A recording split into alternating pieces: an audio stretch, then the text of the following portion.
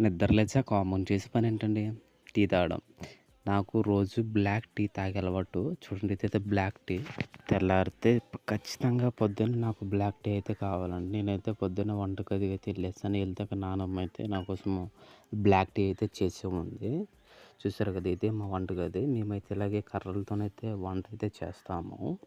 మీరు గ్యాస్‌తో చేస్తారా? కర్రలతో చేస్తారా? ఒకసారి కామెంట్ అయితే చేయండి.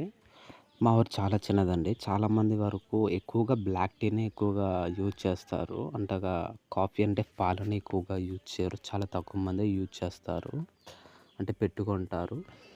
ఇది కూడా చాలా తక్కువ మందికి తెలుసు ఇవేంటనేది. ఇదైతే ఎదురు బొంగు మేమైతే ఉడకబెట్టుకొని కట్ చేసుకొని ఎండబెట్టుకున్నాం.